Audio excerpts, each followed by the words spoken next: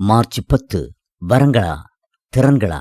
எந்த நல்ல ஈவும் பூரணமான எந்த வரமும் விண்ணகத்திலுள்ள ஒளியின் பிறப்பிடமாகிய திரு தந்தையிடமிருந்தே வருகின்றது. யாக்கோபு 1:17. திருமறையில் தரப்பட்டுள்ள ஆன்மீக வரங்களின் பட்டியல்களில் ஒன்றும் முழுமையானது அல்ல.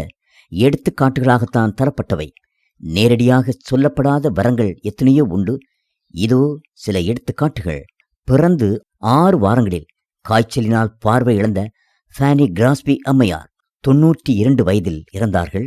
ஒரு நாளும் பழமையாகாத ஆயிரக்கணக்கான பாடல்களை இயற்ற கடவுள் அவர்களை அற்புதமாய் பயன்படுத்தினார். Blessed assurance, Jesus is mine என்பது அவர்களது பாடல்களில் ஒன்று. தமது புகழை பாடுவதிலும் பறைசாற்றுவதிலும் இறைவன் கரை உணர்வை வெகுவாய் பயன்படுத்தி வந்திருக்கிறார். ஆராதனை கூட்டத்திற்கு எல்லாவித நுண்ணிய வேலைகளையும் நுட்பமாய் செய்வதற்கு வேண்டிய ஞானம், அறிவு கூர்மை, தொழில் திறமை அனைத்தும் உண்டாகுமாறு பெசலெயேலை கடவுள் தமது ஆவியினால் நிரப்பினார். யாத்ராகமம் 31:1-5. நண்பர் சுவிசேஷ ஜெபக்குழுவின் சகோதரன் நவநீதர் இதற்கோர் நவீன எடுத்துக்காட்டு. அவரது ஓவியங்கள் அநேகரை மிஷனரி களங்களுக்கு துரத்திவிட்டுள்ளன. தூண்டுதல்களான பாடல்களை ஏற்றவும் குயில் போல் பாடவும் இனிமையா இசைக்கவும் நம் நண்பர் பலருக்கு கடவுள் வரமளித்துள்ளார். இவ்வித அசாதாரண வரம் பெற்றதில் தாவீது மன்னனும் ஒருவர்.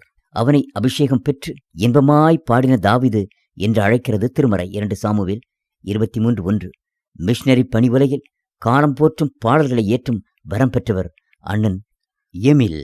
மிஷனரிகளும் வேத மொழியாக்கர்களும் புதிய மொழிகளை குறுகிய காலத்தில் கற்றுக்கொள்ள முடிந்தது இறைவன் அருளும் வரத்தினாலேயே. இல்லையே அத்தனை மொழிகளில் வேதத்தை மொழிபெயர்க்க ஒல்லியம் கேரிக்கு எவ்விதம் முடிந்திருக்கும்? மேற்கூறியவைகளை வரங்கள் என்று வர்ணிப்பதா அல்லது திறமைகள் தாளந்துகள் என்று விளக்குவதா? பாடுதல், வரைதல், மொழி பயிலுதல் போன்றவையெல்லாம் திறமைகள்தானே அன்றி வரங்கள் அல்ல என ஒருவேளை சிலர் வாதாடலாம். ஆனால் திறமைகளையும் கொடுப்பது இறைவன் தானே. அவர் கொடையாய் தரும் எதுவும் திறமை அல்ல, வரம் எனப்படும். உன்னை சிறந்தவனாக்குகிறவர் யார்? கடவுள்தானே. 1 கொரிந்தியர் 4:7. இயல், இசை, நாடகம் ஆகியவற்றில் கிறிஸ்தவ பணி உலகு பின்தங்கி இருப்பதற்கு முக்கிய காரணம் வரம் என்றவுடன் அந்நிய பாஷையும் அற்புத அடையாளங்களையும் மட்டுமே நினைப்பதுதான்.